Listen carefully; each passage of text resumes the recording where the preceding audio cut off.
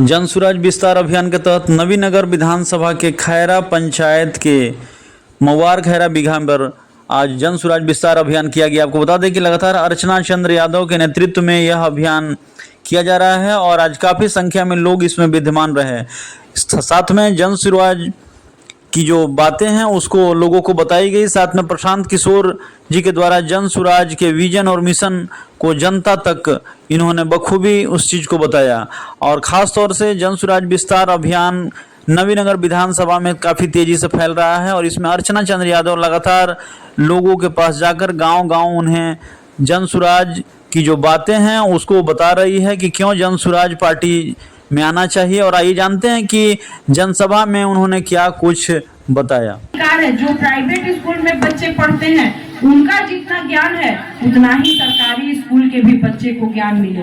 और उनका कहना है कि अगर ये व्यवस्था, अगर आपको लगता है कि सरकारी स्कूल में पढ़ने से हमारा बच्चा समाज में वो स्थान नहीं ग्रहण करेगा, तो आपको जन सुराज की अगर आप सरकार बनाते हैं तो अगर आप सरकारी स्कूल की व्यवस्था से अगर नहीं खुश हैं और आपका बच्चा पढ़ने में तेज है, आप चाहते हैं अपने ही जगह के कोई प्राइवेट स्कूल में अपने बच्चे को पढ़ाने के लिए, तो आपका आप अपने बच्चे का नामांकन प्राइवेट स्कूल में करवाइएगा और वहाँ का जो फीस है वो जन सुराज की सरकार उठाएगी।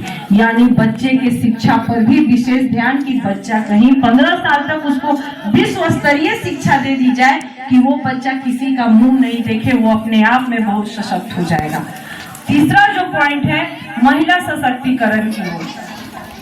आज हमारी माताएं बहनें हैं, लोग महिला सशक्तिकरण की बात कहता है, लेकिन माताएं बहनें जितना काम करती हैं उसके काम के बावजूद भी महिलाएं कमजोर हैं क्योंकि उनके पास पूंजी नहीं है। अगर सरकार के द्वारा अगर इनको पूंजी दी जाए तो ये भी महिलाएं सशक्त हो जाएंगी।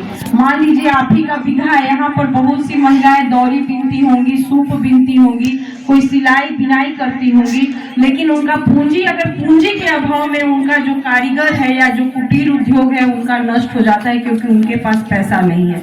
मान लीजिए अगर उनका पिता हो, उनका भाई हो, उनका बेटा हो, उनका पति हो, वो भी किसी तरह का रोजगार जानता हो, जैसे बिजली का काम करना जानता हो, मोटर बनाना जानता हो, चापाकल बनाना जानता हो, लेकिन उसके पास पूंजी नहीं है कि वो सब बनाने वाला सामान खरीद सके। तो जन सुराज का कहना है कि माताओं बहनों को आगे करने के लिए, महिला को सशक्त मजबूत करने के लिए एक ऋण चलेगा, वो महिला के नाम से होगा। अगर मान लीजिए कोई भी रोजगार करने के लिए अगर आप सरकार से या बैंक से जाकर 100 रुपया का ऋण लेते हैं तो सिर्फ आपको 4% के ब्याज से साल में उसको देना होगा।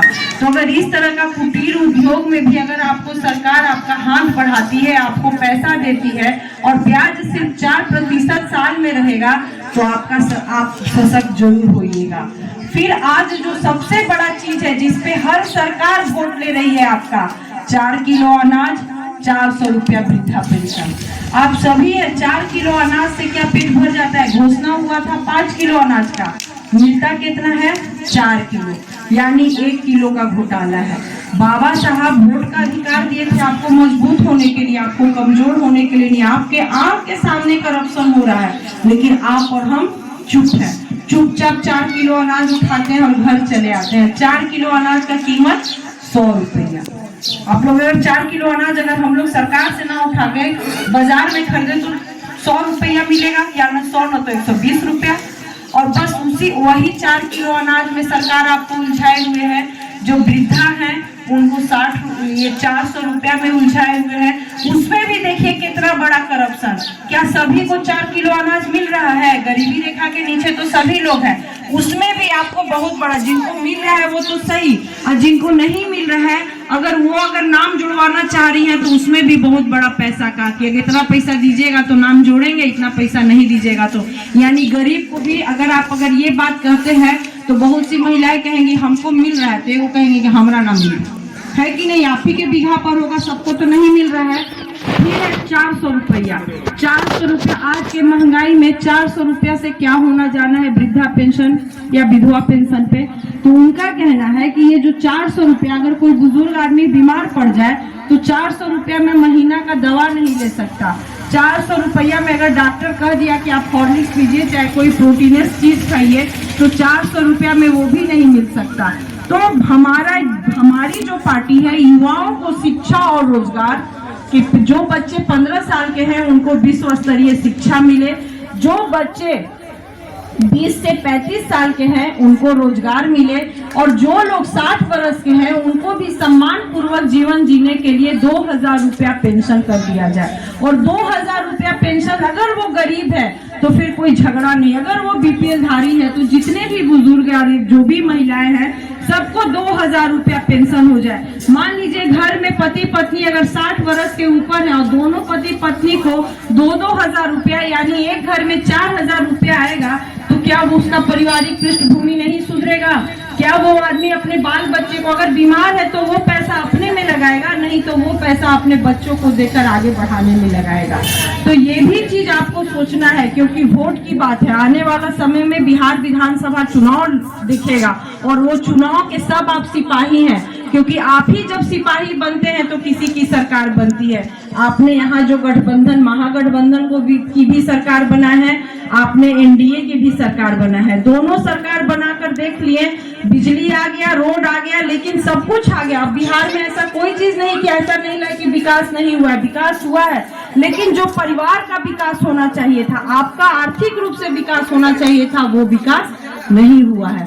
फिर जब हम खुद ब्लॉक प्रमुख थे तो मनरेगा योजना आया था, आप लोग सभी को आज भी मनरेगा योजना चल रहा है। उस समय घोषणा किया गया था कि हर पंचायत में जिसके पास जॉब कार्ड होगा उसको पंचायत में 100 दिन का रोजगार मिलेगा। तो क्या जॉब कार्ड धारी जो भी है, क्या उनको 100 दिन का रोजगार मिल रहा है? कोई भी व्यक्ति जॉब कार्ड बनाने के लिए अच्छा खासा पैसा देता है, लेकिन उसको पंचायत में 100 दिन का रोजगार नहीं मिल रहा है। तो जन स्वराज का कहना है कि अगर ये योजना, क्योंकि क्यों नहीं मिल रहा है, क्योंकि जो बिहार सरकार है केंद्र से 100 रुपया हमें लाना है, तभी हमारे यहाँ पंचायत में जो जॉब कार्ड धारी है उनको 100 दिन का रोजगार मिलेगा। लेकिन हमारी जो सरकार के तहत हम लोग हैं वो सिर्फ केंद्र से 30 से 35 रुपया लेके आती है, जिसकी वजह से जॉब कार्ड जो धारी हैं उनको 100 दिन का रोजगार नहीं मिल रहा है। तो जन स्वराज का कहना है कि जिसके पास जॉब रहेगा, जॉब कार्ड धारी रहेंगे, अगर जन स्वराज की सरकार बनेगी तो उन्हें 100 दिन का रोजगार दिया जाएगा। और 100 दिन का रोजगार कैसे दिया जाएगा? मान लीजिए हम हर पंचायत में, खेती तो हर गांव में हो रही है, तो जो किसान खेती करते हैं वहां आपको अगर सरकार का जो सरकारी योजना है वो काम के तहत तो आपको जॉब कार्ड के आधार पर काम मिल गया। अगर सरकारी योजना आपके गांव में नहीं चल रही है तो आपको सरकार किसान के द्वारा जोड़ दिया जाएगा, और किसान के जगह किसान आपसे काम लेगा, वहां किसान को मदद होगा कि किसान को मजदूरी नहीं देना पड़ेगा, वो मजदूरी सरकार देगी। यानी किसान को भी फायदा, जॉब कार्ड धारी को भी फायदा। इसलिए मैं आप लोग से हाथ जोड़ के अपील करना चाहूंगी अपने परिवार, अपने बच्चे के लिए, क्योंकि यही प्रशांत जी का कहना है कि आज तक हम लोग जात के नाम पर, आज तक दूसरे के बच्चे के नाम पर उसको बनना है, उसको बनना है, इसको बनना है, लेकिन प्रशांत जी को कहना है कि इस बार जो बिहार विधानसभा चुनाव हो आप अपने लिए मत कीजिए। अगर आप अपने लिए अपना सोचकर, अपना भविष्य सोचकर अगर आप मत कीजिएगा तो दोनों दल को आप देख लिए हैं जब बिहार सरकार में, लेकिन आपने प्रशांत जी को नहीं देखा। और प्रशांत जी कोई अछूतना ऐसा नाम नहीं जिसके बारे में आप नहीं जानते। आप सभी जानते हैं कि प्रशांत किशोर जी का ही देन था कि जब वो सोशल मीडिया से, क्योंकि वो कहे हैं कि मैंने जिसका भी हाथ थामा है वो 12 मुख्यमंत्री बनाए हैं और इस देश के अभी भी जो प्रधानमंत्री हैं उनका भी काम इन्होंने किया है। उन्होंने कहा कि मैंने जिसका हाथ थामा सभी को कहीं न कहीं पहुंचा दिया, लेकिन